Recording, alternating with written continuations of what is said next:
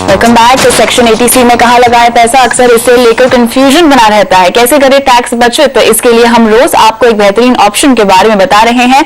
आज बात करेंगे पॉपुलर पीपीएफ की, जिसकी बारीकियां बता रही है राशि माहेश्वरी। राशि, बताएं पीपीएफ में निवेश करने से क्या फायदा होता है?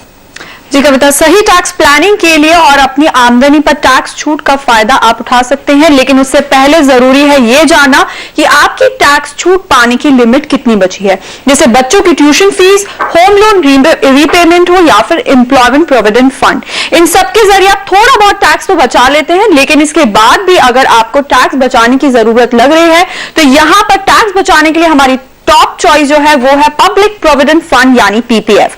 और बजट ने इसको पहले से और ज्यादा अट्रैक्टिव यानी आकर्षक बना दिया है। अब आप पीपीएफ में एक साल में 1 लाख नहीं बल्कि 1.5 लाख रुपए तक लगा सकते हैं। फिलहाल इसका नोटिफिकेशन आना बाकी है, लेकिन इस साल से ये जो चीज है वो लागू हो जाएगी। यहां पर ये ज्यादा रिस्क नहीं उठाने वालों के लिए, खासकर सेल्फ एम्प्लॉयड प्रोफेशनल्स जो होते हैं उनके लिए काफी अच्छा ऑप्शन है। रिटर्न की बात करें तो इस वक्त पीपीएफ पर 8.7% तक का रिटर्न मिल रहा है, और इसमें सबसे अच्छी बात यह है कि मैच्योरिटी पर भी कोई टैक्स नहीं लगता, यानी टैक्स बचत के लिए सबसे बेहतर और सबसे सुरक्षित ऑप्शन है।